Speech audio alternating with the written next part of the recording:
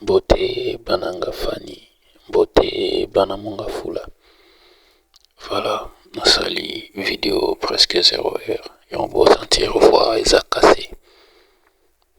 Tant on a eu information, ndena lobby na kokiko gérant wanga mogote, n'éclaircir peu opinion par rapport à l'investigation, par rapport à l'information où on a eu. Ndeko na biso toyebaki na kombo ya artiste otondo benga artiste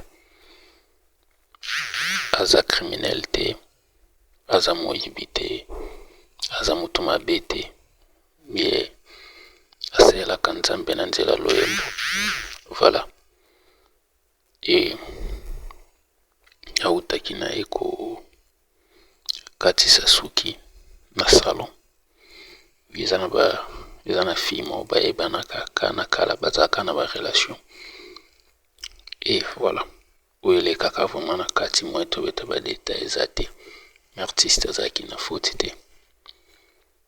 Et artiste ntango abimi na salon ntango basisi koafe ye, fille anamoni artiste abeleli ye moyibi ye bokanga criminel wana ye amonaki yango baventure, soki mpe amonaki ndeni je ne sais pas moi, ndomoni babeti bongo bakomi ntina niveau ya koboma ye.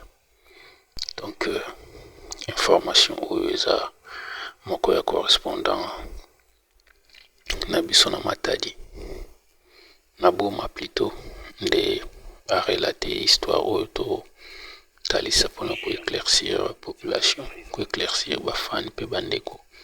Peut-être bato mosusu bakoki kointerprete yango mabe ntango bamona video etambola, ba Easy ba Arsène baleki na ye ntango bamona bamisusu bakoki kointerprete ye azalaki malfaiteur to ndenge. Non, il n'était pas un malfaiteur, azalaki vraiment mutu malamu. C'est Gloire Mix, merci.